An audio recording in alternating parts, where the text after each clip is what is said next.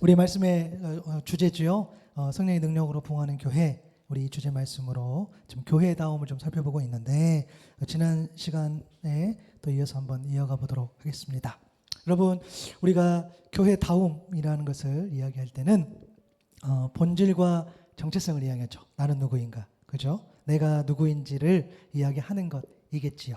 교회 본질을 이야기할 때 우리가 가장 먼저 해결해야 될 그런 포인트가 있습니다. 그것은 뭐냐면 교회는 건물이 아니라는 거예요.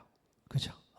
교회는 건물이 아닙니다. 우리가 이 내용을 숱하게 접하지만 사실은 우리는 여전히 교회가 건물이다라고 살아가고 있어요. 그것은 저도 마찬가지인 것 같아요. 여러분, 이 의미, 그러니까 교회는 건물이 아니다라는 이 의미를 조금 더 넓게 해석할 수 있어요. 이런 거겠죠. 여러분, 교회는요 어떤 조직이 아닙니다.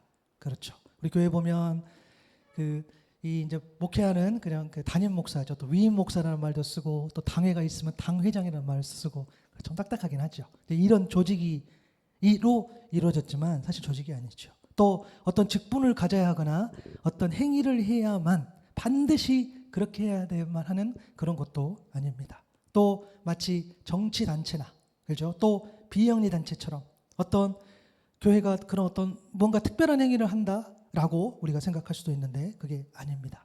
그렇죠. 또 그렇게 생각하는 사람이 많은 거죠. 또 교회를 목사의 소유나 전유물로 생각하는 사람도 있습니다. 그렇죠. 다 아니에요. 혹시 제가 물론 지금 저는 확실히 아닙니다. 왜냐하면 우리는 거의 없기 때문에, 그죠? 아무것도 없기 때문에 지금은 확실히 아니지만 뭐가 더 늘어났거나 뭐가 더 풍성해지면은 글쎄요. 저도 목회자로서 자유할 수 없죠. 그런 어떤 구조 안에 들어가 있는 거죠. 특히 이 시대에 교회가 투명하고 어떤 재정적으로 운영을 건강하게 하지 않는다면, 그죠? 교회는 세상의 조롱거리가 되는 거죠. 또 교회는 어떤 목사의 어떤 그런 도덕적이 못한 그런 수많은 입에 오르기도 어려운 그런 어떤 스캔들. 그것은 목회자뿐만 아니죠. 직분자도 또 성도들도 그런 좀 말 못하는 그런 어떤 죄를 지었을 때에 물론 교회가 오해도 많이 받습니다. 정말 보이지 않는 곳에서 수고하고 봉사하고 헌신하는 사람들도 많이 있지만 또 오해도 많이 받지요. 그러나 교회가 죄를 짓고 나쁜 일을 저질러서 받는 공격이라면 글쎄요. 우리는 하나님 앞에 그런 일들은 부끄러운 일입니다. 그래서 우리가 교회다움을 회복하는 게 너무 중요한데요. 이 교회를 바르고 정말 건강하게 이해하기 위해서는 필요한 것 하나가 있어요. 물론 많이 있을 수 있겠다고 생각하지만 정말 필요한 것 하나가 있어요. 그것은 바로 예수 그리스도. 아멘. 바로 예수 그리스도가 필요합니다. 왜냐하면 교회를 이해하고 또 교회의 교회다움, 그 정체성, 그 본질을 보려면 예수 그 거룩한 이름이 반드시 있어야 돼요. 왜냐하면 여러분 교회를 우리 어떻게 정의하죠? 따라합니다. 예수 믿는 나. 감사합니다. 또 예수 믿는 우리. 오, 진짜 감사합니다. 오늘 우리 컨디션 좋아. 잘하셨어요. 여러분 교회를 복잡하게 그렇게 할 필요 없어요. 교회는 예수 믿는 나이고 예수 믿는 우리란 말이에요. 그러니까 교회에서 예수 그리스도를 빼고 이야기할 수 없는 거죠. 여러분 좋은 교회는 사람에게 이롭고 사람에게 편리한 곳이 아니에요. 그렇죠? 여러분 우리는 교회를 이야기할 때 규모를 이야기하죠. 조직도 이야기하고 또 좋은 교회 맞아요. 좋은 교회를 생각하면 규모 또 조직 또 재정 어떤 프로그램 또 그 영화부부터 뭐 청년 장년에 이르기까지 어떤 그 부서 예배 모임 또 훌륭한 또 그죠? 또 그런 어떤 목회자들 또 여러 가지 요소들 있지요. 맞아요. 그런 의미에서 우리 한우의 새목회는 거의 걸리는 게 없어. 그죠? 근데 대단한 분들이에요. 여기 둘 중에 하나겠죠. 믿음이 좋거나 아니면 이상하거나. 근데 여러분 이상하진 않아. 그죠? 여러분 믿음 좋으시다고 저는 생각합니다. 그죠? 이렇게 우리가 사람이 생각하는 어떤 좋은 교회 그죠? 그런 모습들. 그런데 그걸로 교회를 평가하는 것이 아닌 거죠. 그죠? 여러분 오해하지 마세요. 그렇다고 해서 하늘 샘목교회를 섬기고 있는 제가 재정이 늘어나는 것을 원치 않냐? 그거 아니에요. 성도가 많이 늘어나는 걸 원치 않냐? 그것도 아니에요. 그죠? 그런 바람이 있죠. 조직도 커지고 규모도 커지고 더 좋은 공간, 더 괜찮은 거, 더 좋은 프로그램 당연히 바라죠. 그죠? 그러나 제가 말씀드린 건 뭐냐면 그것이 내가 혹은 우리가 원하는 모습이라 할지라도 본질은 아니다라는 거예요. 부수적인 것일 수 있으나. 그렇죠? 교회라는 것은 결국 뭡니까? 자, 예수 그리스도를 풀어간다면 예수님의 말씀이 있는지, 거기 안에 예수가 있는지, 예수의 섬김이 있는지, 헌신이 있는지, 사랑이 있는지, 예수만을 찬양하고 그 뜻을 이뤄달라고 기도하는 그 기도가 있는지, 주님의 십자가와 부활을 통해서 보내주신 그 예수 그리스도 영, 성령이 그 교회 가운데 있는지, 오직 예수의 이름이 있는지, 그것이 본질이요 정체성을 잊지 않는 저 여러분 될 수 있기를 바랍니다. 아무리 교회가 규모가 크고 아무리 화려하다 할지라도 그 안에, 그렇죠? 그 안에 예수 그리스도 없으면 아니라는 거죠. 반대로 잘 모이는 것 같아요. 잘 교제하는 것 같아요. 정말 잘 지내는 것 같아요. 서로 위하는 것 같기도 해요. 그러나 그 모임이, 그 어떤 프로그램이, 그 관계가 우리 주님의 그 거룩하신 이름으로 연결되지 않는다면 그것은 온전한 교회가 아니라는 거예요. 그렇죠? 그래서 우리는 초대교회로 돌아가 보자는 거예요. 왜? 그때의 시작, 그죠? 그때의 그 시작이 그 중심에 예수님이 계셨기 때문입니다. 그것이 이제 우리가 사도행전 2장을 통해서 그 모습이 잘 나타났죠. 42절에 보니까 읽겠습니다. 시작. 그들이 사도의 가르침을 받아 서로 교제하고 떡을 떼며 오로지 기도하기를 힘쓰니라. 아멘. 맞아요. 사도의 가르침을 받았고 교제했고 떡을 뗐고 기도하기를 힘썼다고 이야기했어요. 그렇죠? 그 모습이 있었어요. 이 42절을 좀 더 원어에 가까운 의미를 해석해 본다면 이거죠. 사도의 가르침을 받는데 힘썼어요. 서로 교제하는데 힘썼어요. 떡을 떼는데 힘썼어요. 오로지 기도하기를 힘썼어요. 그것이 처음 교회를 시작할 때의 그 모습이었습니다. 그러면서 우리가 지난 시간에 두 가지를 살폈죠. 그죠? 첫 번째가 뭐였습니까? 가르침을 받는데 힘을 썼다는 거예요. 하나님의 말씀, 그죠? 예수의 말, 예수의 행동, 예수의 삶을, 그 가르침을 온전히 받았다는 거예요. 여러분, 가르침이라는 것이요, 일방적이지 않아요, 사실은. 그죠? 제가 메시지를 준비하려고 또 나름 얼마나 또 찾아보고 검색해보고 읽고 묵상해보고 썼다 지웠다 하겠습니다. 그죠? 저도 저대로 성장하는 거죠. 또 함께 나누는 여러분들도 다 이해할 수 없겠으나, 다 뭔가 들어오지 않을 수도 있겠으나, 말씀을 들으면서 또 성령께서 감동 주시면서 우리가 하나씩 알아가겠죠. 그 가르침을 이야기합니다. 여러분, 그 가르침의 내용이 어디 담겨 있습니까? 저와 여러분의 죄를 위해 짊어지신 그 십자가, 그리고 영생을 위해 사망 권세 이기신 그 부활, 그리고 예수님의 꿈이자 예수님이 마지막까지 가르침을 주셨던 그 하나님 나라, 거기 안에 이 가르침들 내용이 다 담겨 있는 거죠. 이것을 우리가 복음이라 그러고, 이 복음을 서로, 그러니까 가르치고 받고, 그리고 이 복음을 믿는 믿음 위에 이 공동체를 세워나간 것이죠. 그런데 여러분, 이 가르침이라는 것이, 자, 우리가 메시지를 들었어요. 그런데 그것은 분명히 그 공동체 가운데 단순한 지식만은 아니었어요. 그렇죠?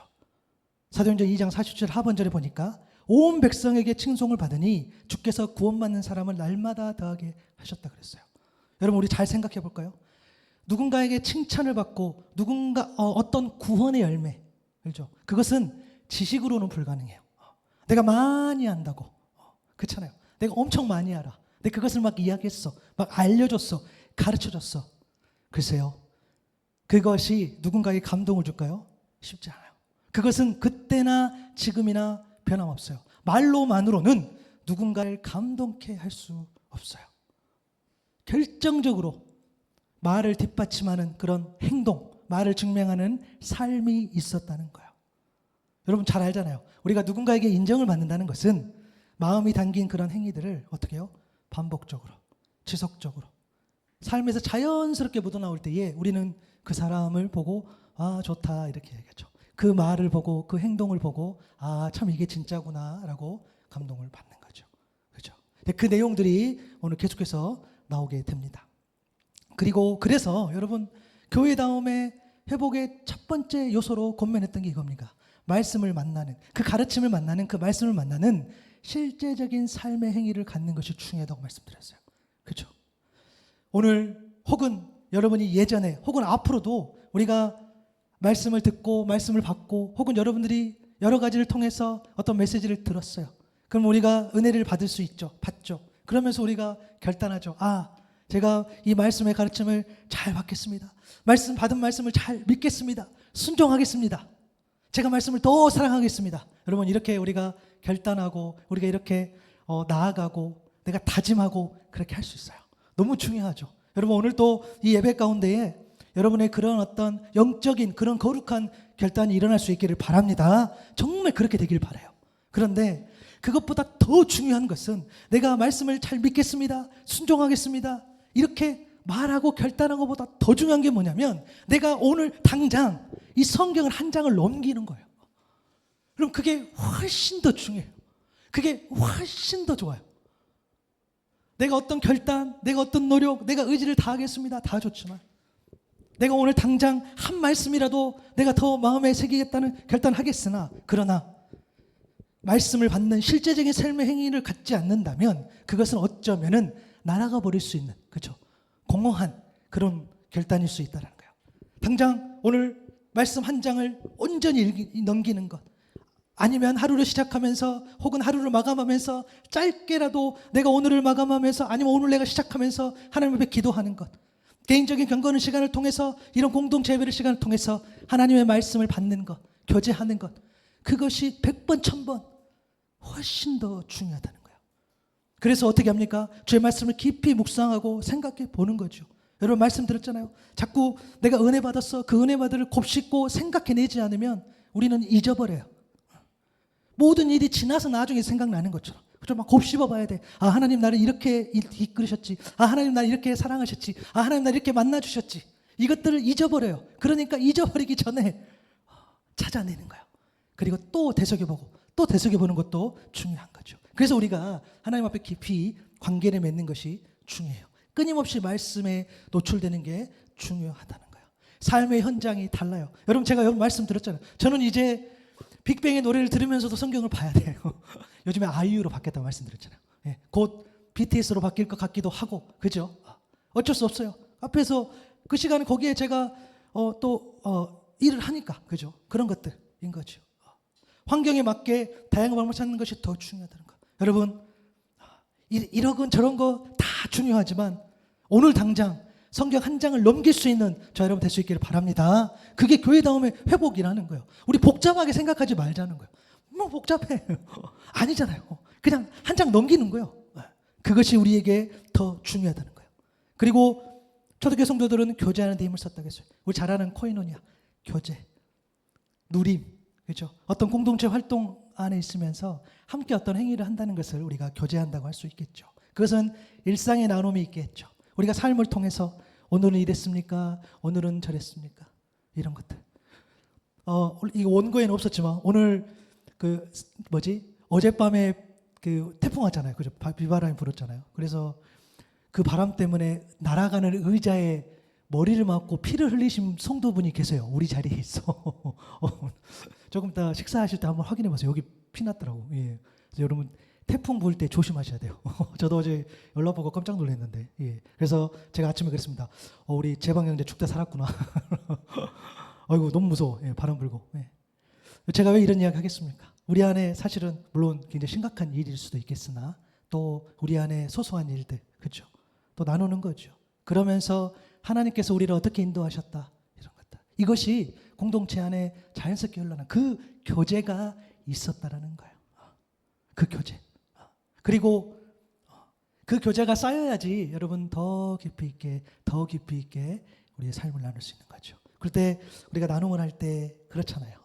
듣고 때는 중요한 것들은 침묵해주고 다른 말하지 않고 공감해주고 기도해주고 그리고 나는 내 삶을 하나님 앞에 내 삶에 하나님께서 내 삶을 주관하여 주신다는 그 믿음, 그 믿음이 있다면 우리의 삶을 때로는 내 주관적인 어떤 생각들이 있지만 여전히 우리의 삶을 이렇게 객관적으로 내놓을 수 있어요. 왜냐? 내 삶은 하나님께서 주관하여 주시니까. 넘어진 나의 삶, 때로는 일어난 나의 삶, 이러한 삶들이 공동체 가운데에 서로 교제하고 삶을 나눠줬을 때에 하나님께서 저렇게 인도하시구나. 하나님께서 그렇게도 인도하시구나.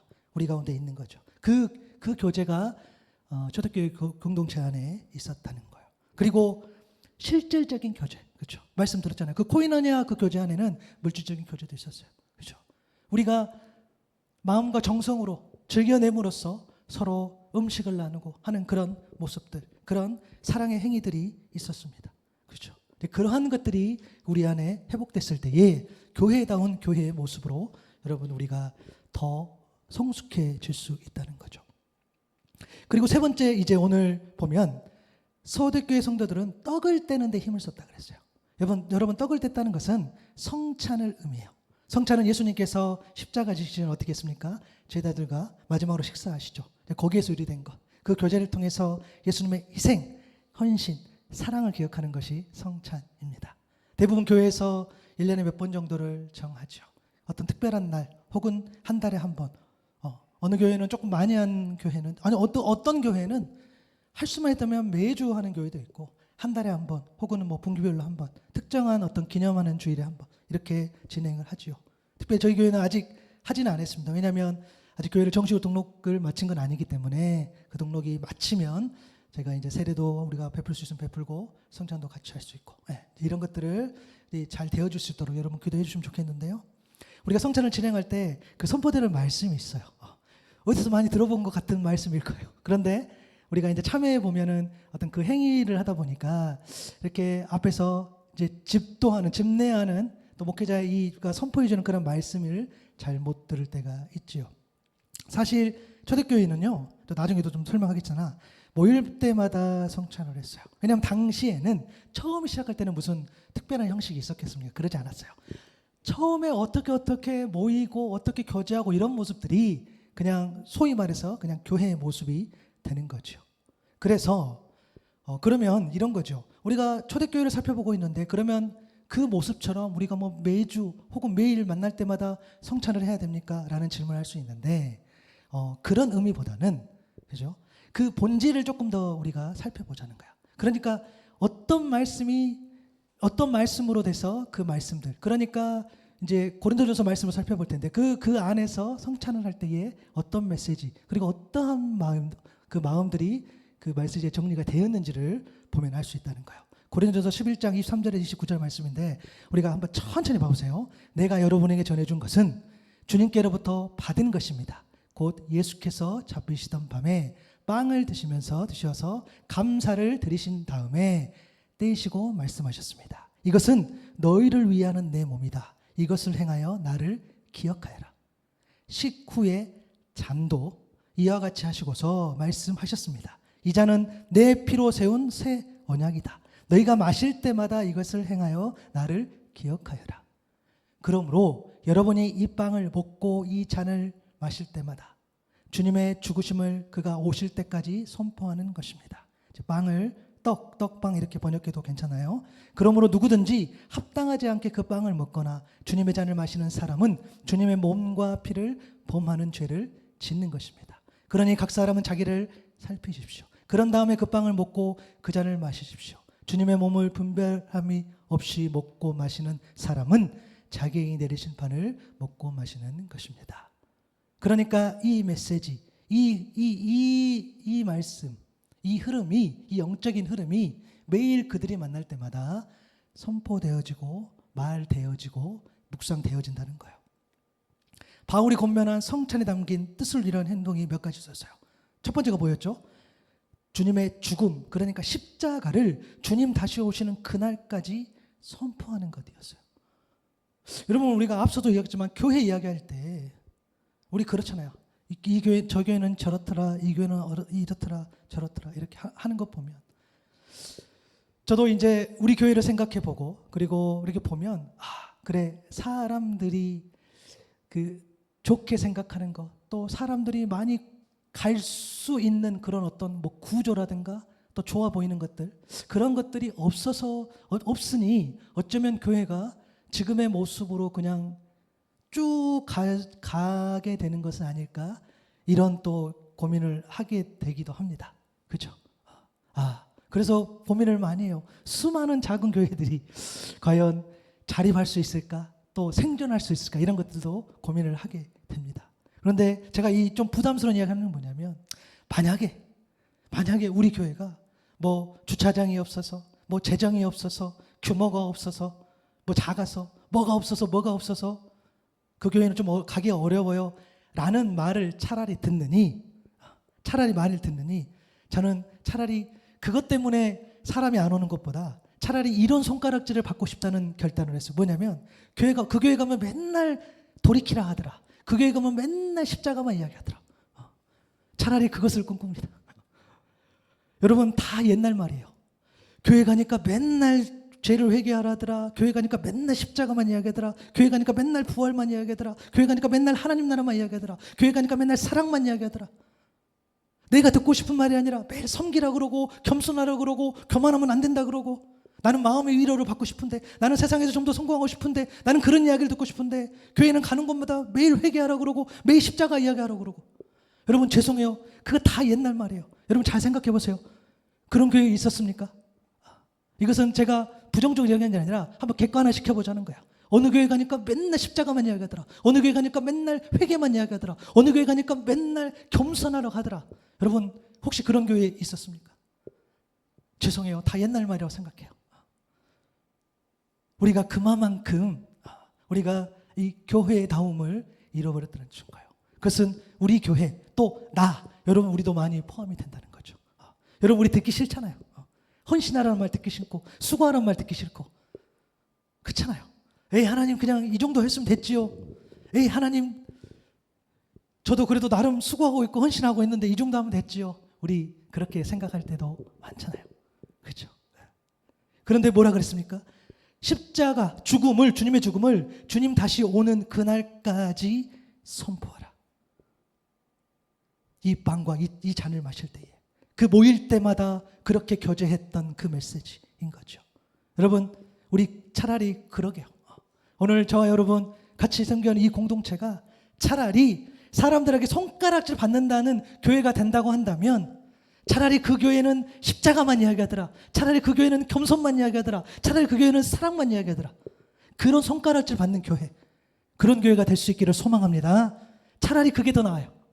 수많은 사람이 몰려오고 물론 그러기도 바라지만 그러나 여러분 그렇게 기도 중보해 주세요. 그죠? 교회마다. 왜요? 주님의 명령. 주님 다시 오시는 그날까지 선포하는 거. 그죠? 내가 하기 싫은 말이지만 내가 불편한 말이지만 우리는 그렇게 나아가는 거죠. 그리고 성찬을 통해서 합당하게 주님의 몸인 그 빵을 먹고 떡을 먹고 또 합당하게 주님의 피인 그 잔을 마시는 것. 그 성찬 안에서 이루어지는 거죠. 여러분 잊어버리면 안 돼요. 주님의 몸을 먹는다는 것은 요한복음 1장 14절의 상반절의 말씀처럼 말씀이 육신이 되어 우리 가운데 거하셨다고 했어요. 하나님의 말씀이 이 땅에 오셨어요. 말씀이 어떻게 이 땅에 와? 그분이 바로 예수 그리스도. 그래서 그분의 말, 그분의 행동, 그분의 삶의 복음이고 우리가 그분을 교제하고 그래서 우리가 만나서 먹고 친밀해지고 그렇게 묘사하는 거죠. 그래서 마태복음 4장 4절에도 사람이 떡으로만 살 것이 아니라겠어요. 하나님의 입으로부터 나오는 모든 말씀으로 살 것이라고 했어요. 그래서 떡을 뗄 때마다 진정한 생명의 양식인 말씀을 먹고 살아야 함을 그것을 기억하고 실제로 그렇게 살아가는 것이 합당하다, 가치 있다, 그러한 삶이 가치 있는 삶이다라고 이야기하는 거죠. 여러분 주님의 피인 잔을 마시는 것도 동일하죠. 예수 그리스도의 보혈, 저와 여러분이 죄사함을 받고 구원의 길, 생명의 길, 영생의 길로 나아갈 수 있게 한 그 보혈, 예수 그리스도의 피.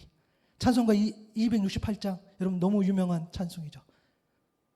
후렴 가사가 어떻게 됐습니까? 주의 보혈 능력이 있도다. 주의 피 믿으어 주의 보혈 그 어린 양의 매우 귀중한 피로다. 아멘. 너무너무 귀한 찬양이죠. 여러분 성찬에 담긴 주님의 뜻은 십자가를 주님 다시 오시는 그날까지 선포하고 생명의 말씀을 먹고 생명의 잔 그리스도의 피를 온전히 믿고 의지하는 것. 모일 때마다 예배할 때마다 그 뜻을 쫓아가는 것. 그리고 나를 살피는 것. 우리가 그러한 사람이 될 수 있기를 소망합니다. 단순히 그 형식, 그죠? 그 형식을 우리가 취할 때도 있고 안 취할 때도 있으나 그 속에 담긴 그 의미는 우리가 잊으면 안 된다는 거예요. 그리고 마지막으로 뭐였죠? 성도들은 오직 기도하는 데 힘을 썼다는 거예요. 여러분, 우리가 기도 이야기할 때 누구나 기도에 대해서 정의를 하죠. 개인적인 신앙의 고백이 담겨 있죠. 여러분, 하나 정도는 갖고 있어야 돼요. 여러분이 신앙으로 기도가 나에게 뭘까? 나는 기도가 하나님과 나의 관계 속에서 기도는 뭘까? 정답은 없죠. 여러분들이 가지고 있기를 바라요. 그 기도. 골로새서 4장 2절에 보니까 기도를 계속하고 기도에 감사함으로 깨어 있으라고 했어요. 여러분, 기도를 계속하라는 것은 기도가 하나님과 소통하는 방법이기 때문입니다. 그렇죠? 여러분, 기도할 때 궁금해요. 여러분, 기도할 때 뭐라고 하세요? 달라고만 하시는지, 아니면 하나님 그냥 이거나 좀 해주세요 라고 하는 건지, 아니면 여러분의 개인적인 것을 깊이 이야기하는 건지. 그렇죠? 여러분, 기도가요, 왜 특권이라고 말할까요? 어떻게 피조물이 창조주인 하나님과 다이렉트로 1대1로 교제할 수 있을까요? 그건 기도밖에 없어요. 기도를 통해서 내 말을 전하고 내 감정도 전하고 다른 사람에게 말하지 못한 내 본심도 전하는 거죠. 기도를 통해서. 그래서 기도를 통해서 소통하기 때문에 기도가 그리스도인의 특권이라는 거예요. 세상이 가질 수 없는, 세상은 전혀 가질 수 없는, 돈으로 살 수도 없는, 그렇죠? 그것이 평안이라고 우리도 고백하지만 기도 또한 그 특권이라는 겁니다. 마태복음 7장 7절에서 8절 말씀, 너무 유명한 말씀이죠. 우리 한번 읽어볼까요? 읽겠습니다. 시작. 구하라 그리하면 너희에게 주실 것이요, 찾으라 그리하면 찾아낼 것이요, 문을 두드리라 그리하면 너희에게 열릴 것이니 구하는 이마다 받을 것이요, 찾는 이는 찾아낼 것이요, 두드리는 이에게는 열릴 것이니라. 아멘. 너무너무 귀한 말씀이죠. 이 말씀이 여러분의 말씀이 될 수 있기를 소망합니다. 이 말씀, 그런데 여러분, 이 말씀이 그렇게 은혜가 되지만 이 말씀처럼 우리가 많이 오해하는 말씀도 없어요. 우리에게 주시고 우리가 찾게 되고 우리에게 열리는 그 일이 기도가 몇 번 하면 가능한지, 또 언제까지 기도한지를 주님을 말씀하신 적이 없어요. 그런데 우리는 그렇게 생각해요. 그렇게 그냥 되기를 바라는 거죠. 분명히 주님 말씀하셨어. 다 주신다고 했어. 다 찾으신다고 했어. 오케이. 기도 몇 번 합니다. 받습니까? 안 받습니까? 내가 하루 이틀, 그래 내가 참아서 한 일주일 했어. 혹은 한 2주 했어. 하나님이 들어주십니까? 아니면 그냥 모른 체 하십니까? 여러분, 그렇게 하지 않아요. 그죠? 기도라는 것이, 그죠? 몇 번 하다가 많은 것처럼. 우리는 굉장히 짧은 시간에 이루어질 것이라 기대하지만 실제로 기도의 삶 가운데 가면 대부분 그러지 않아요. 거의 그럴 일이 없어. 그렇죠? 왜 그럴까요? 여러분, 기도는요, 기본적으로 우리가 구하는 거기 때문에, 맞죠? 기도는 구하죠. 구할 것이 없으면 안 되죠. 구하는데 구하다 보니까 자꾸 기도를 결과라고 인식합니다. 그렇죠? 기도는 결과. 내가 구했으니까 답이 나와야 돼. 아니요. No. 여러분, 기도는 결과가 아니고요. 기도는 과정입니다. 아멘. 기도는요, 내가 간구하는 것을 얻는 것이 아니라 하나님의 뜻, 하나님의 마음을 알아가는 과정인 줄로 믿습니다. 그래서 기도를 하면 할수록 기도하지 못함을 회개하는 거예요. 여러분도 아시고 저도 알아요. 이날인데까지 본 적이 없어. 과거에도 그렇고 지금도 그렇고 앞으로도 그래요. 기도 많이 하신 분, 누가 봐도 저분은 기도 많이 하고 정말 기도의 사람이고 정말 기도 아니면 안 되고 생명 다해서 기도하는 분들 보면 다 하나같이 한 명도 빠짐없이 뭐라 그러냐면 기도가 부족하대. 기도가 부족하대요. 여기서 한번 또 질문해 봅니다. 여기서 기도가 정말 기도가 풍성하다고 생각하시는 분 없을 것 같아. 왠지 나는 풍성한데 손 들면 굉장히 교만한 것 같기도 하고, 그죠? 근데 우리 그렇잖아요. 아무리 기도를 해도 이상하게 기도는 부족한 것 같아. 그죠? 근데 너무 신기하고 너무 놀래요. 그죠? 기도를 그렇게 많이 하고, 기도를 그렇게 누가 봐도 맨날 가서 불 켜져 있고, 맨날 그 시간에 나가고 하는 분들 대부분이 아니라 그냥, 글쎄요, 100%로 하면 좀 그러니까 99.999%는 다 기도가 부족하대. 왜요? 여러분, 기도는 결과가 아니요. 과정. 그래서 그 과정이 있기 때문에 그 과정 가운데에 하나님의 뜻을 알아가기 때문에 늘 부족해요. 우리가 100% 하나님의 뜻을 헤아릴 수 없잖아요. 아, 혹시 그런가? 아, 그럴지도 모르겠어. 아, 그렇구나. 우리가 이게 단계가 있잖아요. 너무너무 천천히 가는 그런 과정들. 초대교회 성도들은 기도의 결과에 집착한 것이 아니라 그 과정에 힘을 썼던 사람들이라는 거예요. 여러분, 그 과정에 힘을 쏟는 저 여러분 될 수 있기를 바랍니다. 기도를 그렇게 접근하시면 안 되고 그렇게 될 기도도 아니에요. 그렇게 될 수도 없어. 이 모든 과정 가운데에 함께 하신 하나님이 바로 성령 하나님이신 줄로 믿습니다. 기도 내 힘을 할 수 없어요. 그 모든 과정 가운데에 성령께서 함께 하신다는 거예요. 로마서 8장 26절이죠. 너무 유명한 말씀이죠. 읽어볼까요? 시작. 이와 같이 성령도 우리의 연약함을 도우시나니 우리는 마땅히 기도할 바를 알지 못하나 오직 성령이 말할 수 없는 탄식으로 우리를 위하여 친히 간구하시느니라. 아멘. 여러분, 성령께서 함께 하시는 그 성령의 역사하시는 그 기도, 내가 구한 것뿐만 아니라 내가 구하지 못한 것까지도 하나님 앞에 올려줄 수 있는 그 길이라는 거예요. 여러분, 사람을 의지하고 하나님을 의지하는 것은 분명한 차이점이 있어요. 여러분, 사람을 의지한다는 것은 여러분 사람에게는요 A만큼 줘야 돼요. 그래야 내가 겨우 받아내요. 못 받는 것도 되게 많아요. 그래서 우리가 상처받잖아요. 아, 내가 이만큼 줬는데 이만큼 와야 될 거 아니야. 이게 사람을 의지하는 거죠. 사람 관계죠. 그러나 하나님은 그런 분이 아니세요. 우리가 하나님을 의지한다는 것은 내가 이만큼 드렸는데 내가 구하지 않는 것까지도 하나님은 하나님의 뜻에 맞는 그 길을 가고 있는 하나님의 자녀에게 오직 성령이 말할 수 없는 탄식으로 친히 간구해 주시는 줄로 믿습니다.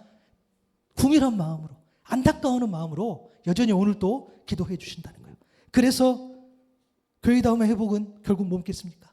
성령의 능력을 의지하는 거죠. 아멘. 우리가 우리 힘으로 할 수 없다는 거예요. 초대교회 성도들은 사도의 가르침을 받을 때도, 서로 교제할 때도, 서로 떡을 뗄 때도 기도로 시작하며 기도로 마쳤다는 거예요. 그 어느 것 하나 기도가 빠지지 않고 기도가 앞섰기에 공동체 영적으로 풍성한 그런 역사들이 일어난 줄로 믿습니다. 그게 오늘 본문 43절에서 47절 말씀이에요. 이 말씀을 끊어서 볼 수도 있지만 그냥 전체를 하나로 쭉 보자면 사도들을 통하여 기이한 일과 표적이 많이 일어났어요. 제가 표준설명을 보는 겁니다. 그리하여 모든 사람에게 두려운 마음이 생겼다 그랬어요. 성령의 역사를 통한 하나님만이 하실 수 있는 그런 기적들, 정확하게 본문에 나와 있는 것은 아니지만 저는 예수님이 보여주신 그런 기적들이 일어나지 않았을까라는 생각이 들어요. 예수님께서 병을 고치셨을 때, 또 우리의 겉사람의 병뿐만 아니라 우리의 속사람을 고쳐주시는 그 예수께서 그 공동체 가운데에 그런 기적들이 일어났다는 거예요.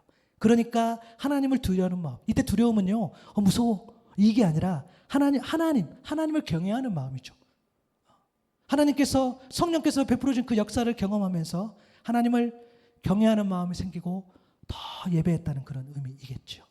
그리고 44, 45절에 보니까 믿는 사람 모두 함께 지내면서 모든 것을 공동으로 소유하고 재산과 소유물을 팔아서 모든 사람에게 필요한 대로 나누어 가졌다. 사실 이분이 조금은 특별하게 느껴질 수 있어요. 이 내용은 마치 우리가 알고 있는 어떤 그런 공산주의 이런 어떤 체계들이 생각이 나요. 공산주의를 구글에서 한번 검색해 보면 이렇게 되어 있어요. 생산수단을 사회 전체가 공동으로 소유하고 관리하는 경제체제 및 사회 이념, 이렇게 정의해요. 여러분 근데 잘 생각해 보세요. 뭐 공산주의니 혹은 사회주의니 혹은 우리가 지금 살고 있는 그런 자본주의니 이런 개념들은 사람이 어떤 목적과 필요에 따라서 만든 정치적이고 경제적인 그런 체계예요. 그러니까 사람의 것이라는 거예요. 그런데 오늘 본문에 나타난 이 모습은 뭐냐면 어떤 체계, 어떤 이념이 아니라 성령께서 충만하니까, 말씀이 충만하니까, 섬김과 사랑이 충만하니까 지극히 자연스러운 일상으로 일어났다는 거예요.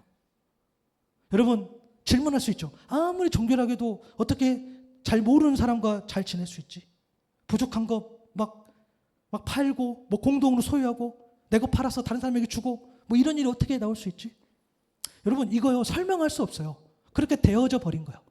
마치 뭐가 같냐면 여러분 우리 그렇잖아요. 내가 어느 날 어디 무리에 갔는데 그 무리에 있는 사람들이 너무 고마워서 내가 과일을 들고 와.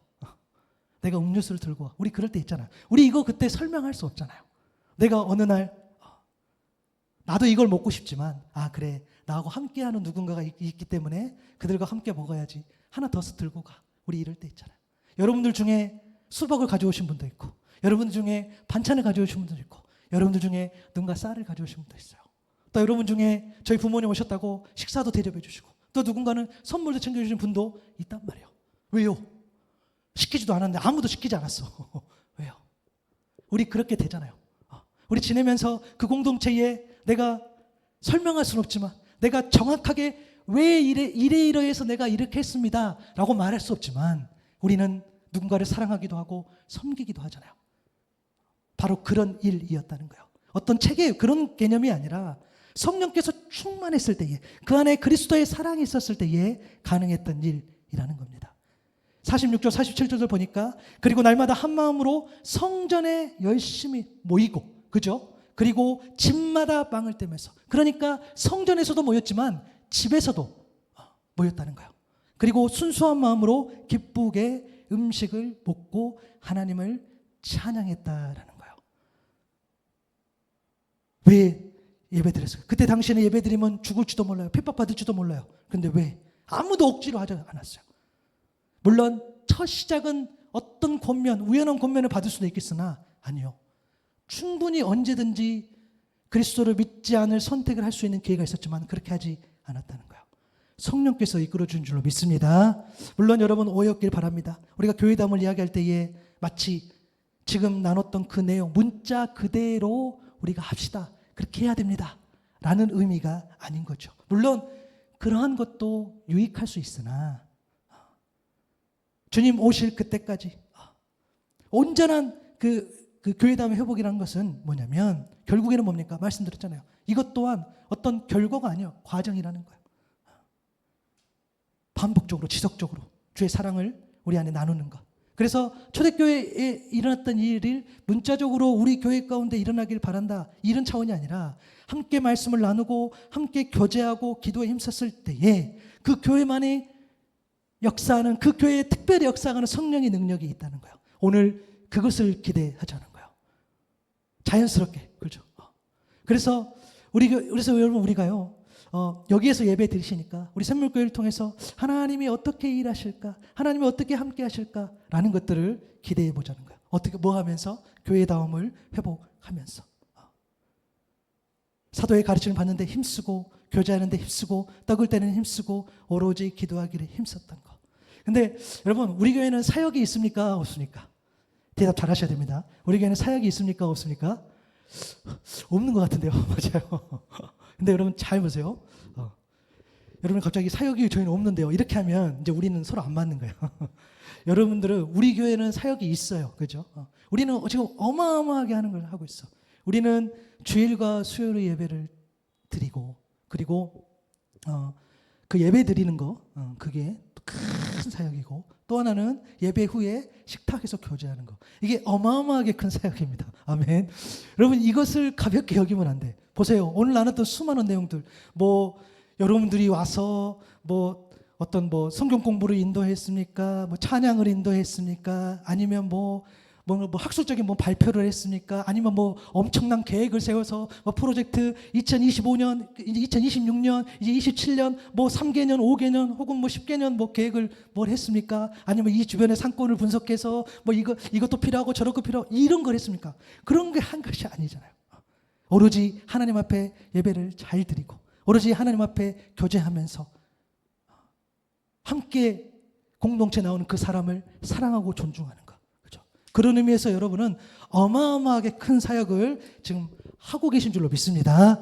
그럼 우리는 언제 사역하느냐? 여러분 때가 되면 제가 무슨 말을 하지 않아도 그리고 여러분들 충분히 잘 아시고 계세요. 그죠? 제가 알아요. 여러분들 얼마나 일단 어떻게든 자리를 지켜주시고 어떻게든 그 자리에 대해서 소중하게 여겨주시고 그런 걸 다 알아요. 근데 여러분 그것을 하나님께서 귀하다게 여기시고 그것이 본질이라는 거예요. 여러분 다른 게 본질이 아니라는 거예요. 다른 거 붙이면 돼요, 여러분. 그렇죠? 저는요 이걸 꿈꿔요. 여러분들이 어디 가서 똑같이 어디 사람들 만나러 갔는데 거기에서 여러분들이 겸손하게, 거기에서 여러분들이 더 낮은 자세로, 때로는 그냥 내 형편에 맞춰서 아, 내가 생각나서 뭐라도 하나 들고 왔습니다 라는 그런 모습들. 아, 내가 여기에서 그래도 내가 조금 더 빨리 움직이면 여러분들이 편할 것 같아서 제가 더 일찍 와서 자리도 닦고 했습니다 라는 그런 것들. 제가 그냥 조금 참으면 여러 사람이 좀 도움이 될 것 같아서 내가 이런 행동을 했습니다 라는 것들. 이러한 하나님의 일들이 일어나기를 바라요. 여러분들 정말 그렇게 되기를 소망합니다. 그것이 우리에게 맡겨진 소명이라는 거예요. 초대교회 모습을 잘 보시면 그렇다는 거예요. 여러분 조금 신뢰 같지만 마지막 이 이야기 하나 드리면, 여러분 1세기 교회 예배 이야기라는 책이 있어요. 이게 별로 두껍지 않은데 이게 사실은 1980년대 그때 나온 아주 옛날 책이고, 그리고 2017년에 우리나라에 처음 번역된 그런 책인가요. 저게 이제 창작물인데 1세기 중엽 초기 그리스도의 모임을 묘사한 책이 바로 저 책이요. 너무너무 여러분 추천하는데 여기서 막 우리가 살 수 없으니까 좀 아쉽긴 하는데, 여기 보면은 이제 말 그대로 창작물이니까 설정이 로마입니다. 로마. 그리고 고린도서 16장에 언급된 아굴라 브리스가 거기 그 인물을 그 주인공, 그러니까 주인공은 하나님을 믿지 않는 자가 한 명이 등장하고, 그리고 이제 식사 모임, 저녁에 식사 모임을 하는데 그 모임의 어떤 주체자가 되는 아굴라 브리스가가 바로 설정된 인물이에요. 그리고 주인공은 푸블리우스라는 한 사람이 나옵니다. 이 사람이 1인칭 시점으로 이 글을 내용을 하는 거예요. 그러니까 어떤 내용이냐면 간단해요. 어떤 가정에 저녁 식사에 초대받았는데 거기서 그냥 밥 먹다 온 이야기예요. 그 이야기를 쓴 거예요. 이게 이 푸블리우스라는 사람이 초대를 받은 거죠. 갔어요.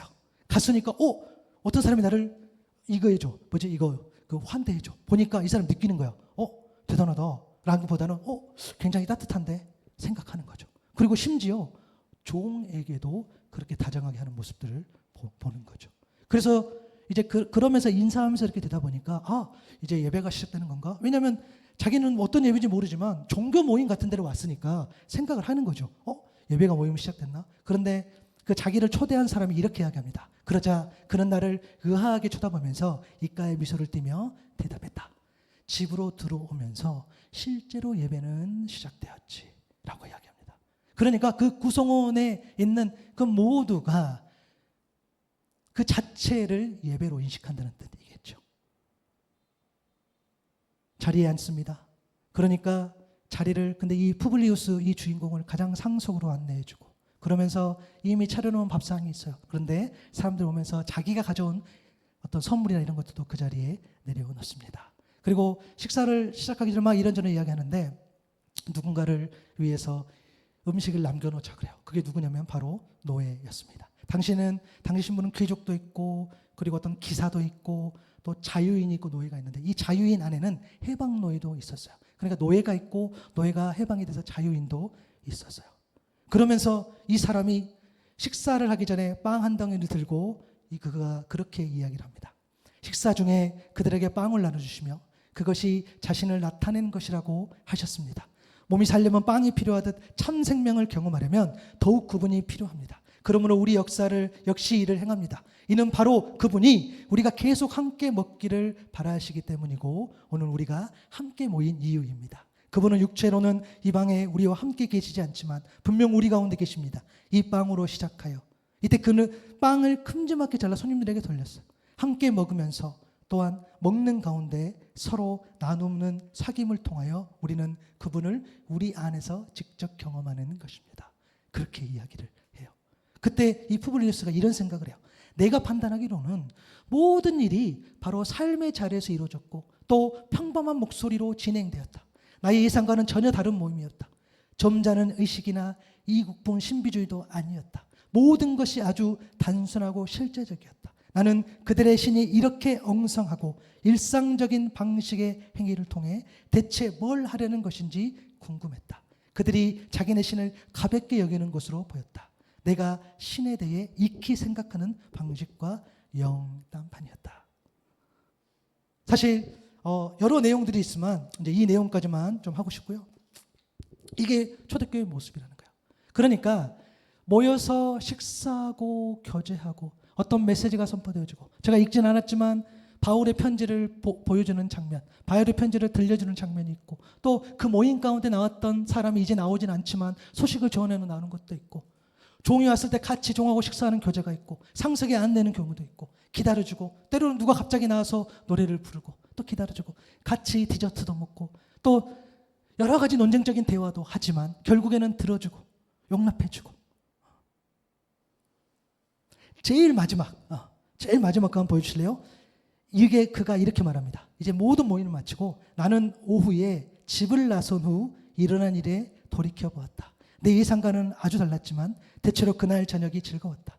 사람들 자체가 확실히 인상적이었다. 그뿐이 아니었다. 그들이 어떤 예절을 무시할지, 어떤 신조를 고수할지, 광신에 빠져 있지는 않을지 걱정이 많았었다. 그러나 만찬 중은 물론 만찬 후에 이루어지는 그들의 대화는 이상하게도 그 자체로 무시할 수 없는 무언가가 있었다. 그들의 행동에는 틀림없이 실제적인 무언가가 있었다. 그러나 그들의 모임은 종교적 관점에서는 부적합한 부분이 꽤 많았고, 그들의 어떤 행동은 아주 이색적이어서 상당히 당혹스러웠다. 아굴라와 브리스가 초청을 받아들여 다음 주 모임에 갈지는 아직 모르겠다. 뭐라 말하기 힘들다. 확신이 없다. 하지만 어쩐지 응할 것 같다는 예감이 든다. 라는 거죠. 여러분, 그 공동체가요, 야, 너 예수 믿어야 돼. 너 예수만 믿으면 안 돼. 라고 한 적이 있습니까? 그렇지 않잖아요. 물론 어떤 우리도 누군가에게 복음을 전할 때 그런 이야기 할 때도 있죠. 야, 큰일 나. 예수 안 믿으면 너 심판받아. 너 지옥 가. 이런 표현을 쓸 때도 있지요. 그런데 이 장면을 보세요. 그런 이야기 한 적이 없어. 오히려 당황해. 오히려 그 초대 모임 받은 사람이 왜 종교적이지 않지? 왜 이색적이지 않지? 왜 인도하는 어떤 특별한 사제라든가 어떤 종교인이 없지? 이런 거죠. 여러분, 그래서 정말 온전한 교회다운 뭡니까? 여러분의 삶이, 여러분들이 그래서 정말 밥 한 끼를 먹을 때라도, 그렇죠? 여러분이 차 한 잔을 마실 때라도, 여러분이 공동체 가운데 함께 교제할 때라도, 누구라도 또 다른, 그러니까 나를 보고 또 한 명의 이 푸블리우스가 나와야 되겠죠. 아멘. 그것이 우리의 삶이라는 거예요. 그것이 교회다움이라는 거예요. 그럼 잘 보세요. 엄청 종교적이고 엄청 특별하고 엄청 화려하고, 여러분, 그 모습이 여기에 있지 않다니까요. 물론 그것으로도 하나님 영광 받으시지만 우리는 속으면 안 되는 거예요. 그것이 교회다움을 회복하는 것이 아니라 바로 이것, 말 한마디에 행위 하나하나에, 그렇죠? 그런데 그것이 무시할 수 없는 영적인 권위가 있다라는 거. 그러니까 여러분, 누군가를 사랑하려면, 누군가를 섬기려면, 누군가를 아끼려면, 그것이 가족이고 그것이 내 지인이고 나랑 함께하는 사람이라면, 여러분, 여러분의 말 하나, 행동 하나가 정말 그 사랑의 권위, 그런 영적 권위가 실릴 수 있기를 축복합니다. 여러분의 삶이 그렇게 되기를 바랍니다. 오늘 말씀을 통해서 이 마지막에 들려드린 이 이야기, 무엇이 교회다움인지, 무엇이 예배인지, 무엇이 교제인지 여러분들 꼭 돌아볼 수 있기를 바라고요. 그리고 교회다움의 중심에는 예수 그리스도, 그 이름이 있는지 없는지를 먼저 보자는 거예요. 이 교회 가운데 예수가 있는지, 십자가가 있는지, 말씀이 있는지, 그것을 보자는 거예요. 그것이 진짜 교회다움입니다. 그래서 우리의 모습을 통해서 또 한 명의 푸블리우스가 나올 때 그것을 하나님께서 기뻐 받으실 줄로 믿습니다. 사도의 가르침을 받고 힘썼고 서로 교제하는 데 힘썼고 떡을 떼는 데 힘썼고 오로지 기도하기를 힘썼던 그 공동체, 우리도 닮아가기를 소망하고, 그러나 실제적인 삶의 행위, 당장 오늘 성경 한 장을 넘겨가면서 내가 당장 오늘 하루 내 사랑하는 가족에게 따뜻한 말 한마디를 건네면서 그렇게 사람을 섬기고 하나님 나라를 살아갈 수 있는 저와 여러분 될 수 있기를 바랍니다.